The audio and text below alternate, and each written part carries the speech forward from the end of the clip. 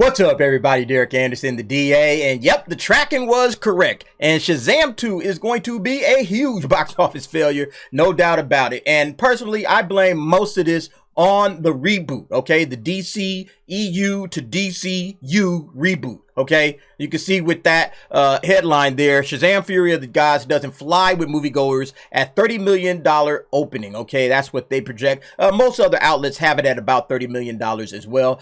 They try to explain why.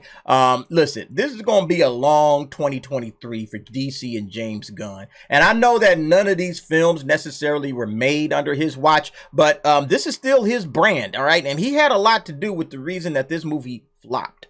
And here you see the Rotten Tomatoes scores. You got a 53% from the critics, 87% from the audience. And look, the box office opening weekend is really never about the quality of the actual movie, all right? Because you haven't seen it yet. You don't know how good or bad this movie is, okay? It's all about the pre-game hype, you know, the marketing, all the trailers that you've watched. You know, how many times has the trailer been on television? What's the viewership like on the trailers on YouTube? You know, are you excited? Are you pumped up to watch this film? That's what the opening weekend box office is all about, okay? And it's also based on the original film in the case of a sequel. So you have the original Shazam, which didn't do badly, all right? It made money, had pretty solid Rotten Tomatoes and audience scores, okay? So it should have been able to get off to a better start than this. So this is on the marketing for the most part, okay? Because you didn't know if this movie was going to be good or bad until you actually watched it, all right? And then based on this particular film, like I said, it's just okay. I did a review on that. I'll link that above if you didn't see it. But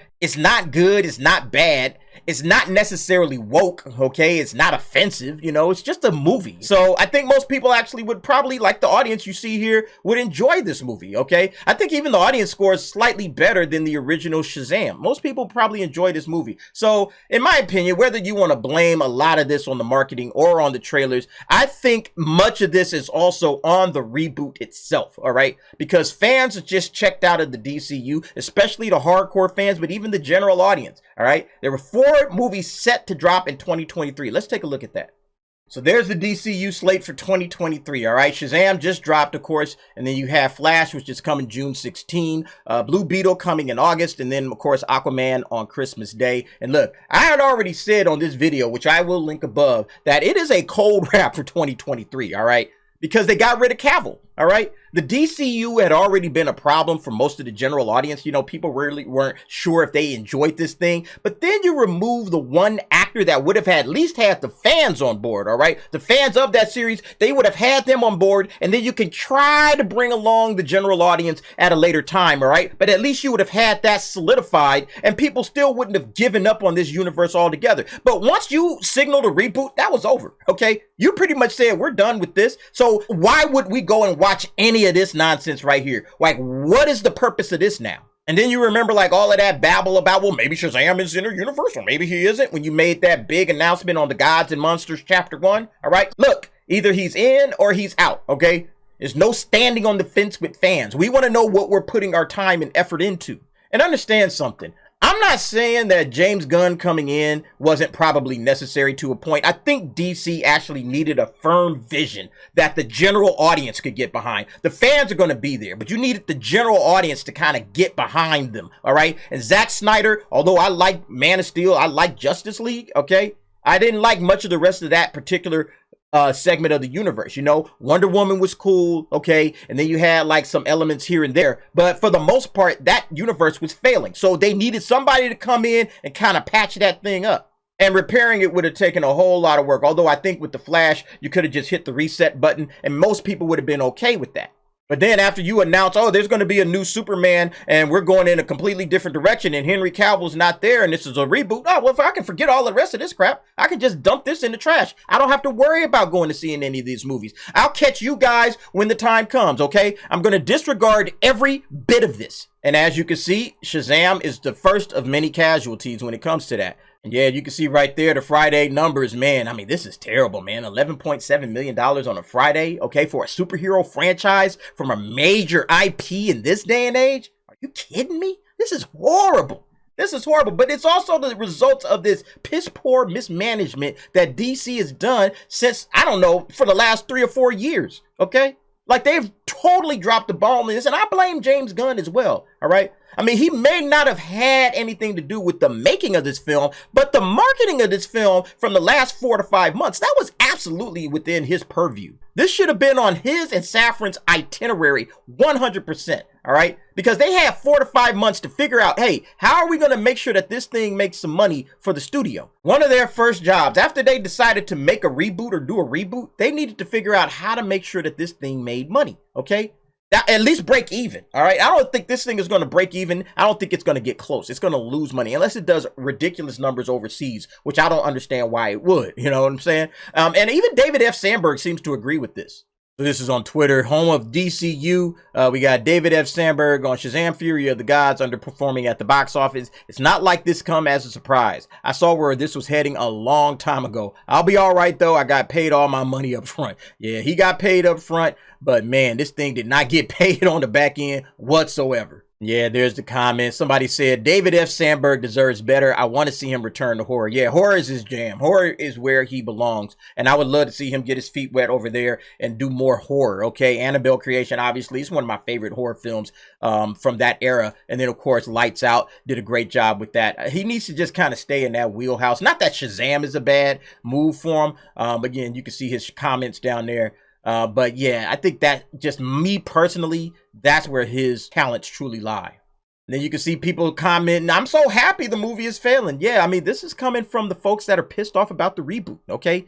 People didn't like what James Gunn has done. And so now, you know, like I said, they got to take their medicine right now, okay? DC is taking its medicine at this point. He doesn't deserve that. The film was good and more people should give it a shot. More people won't give this a shot, okay? More people won't give it a shot. And that's strictly because of the reboot, all right? The reboot is the reason why a lot of people are just tuned out. Why should I give this a shot? Watch this movie, spend time and money watching this Shazam movie that's not going anywhere, okay? And is there a possibility that James Gunn could, pluck, Zachary Levi, okay, you're going to be our Shazam? Sure, there's always a possibility, but is that going to be in any way connected to this particular film universe?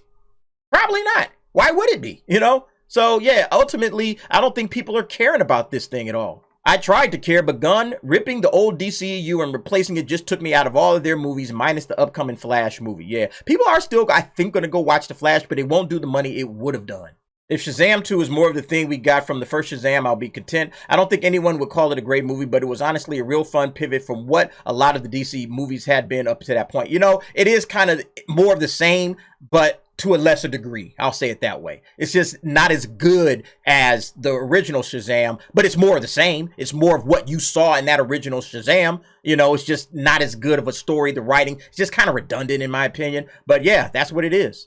This guy says, thanks to James Gunn, all DCU are going to shit because he wants to reboot and recast everything. So there's no reason to see this movie. I have one reason, and it's Wonder Woman Gal Gadot, but fucking Gunn. Yeah, I think that a lot of people, that heard that Wonder Woman was in this would show up and check it out. And that's kind of what the whole intent of putting her in that little kind of preview, that little snapshot that they threw on television. But yeah, it wasn't enough. This guy says, so because the DCU is getting rebooted, there's no point in seeing it. No, there really isn't for a lot of people, okay? The general audiences want to see that interconnectivity, again, that I mentioned in that video, okay? That's the new standard for comic book movies. If there's no interconnectivity, okay, then people are like, well, what's the point?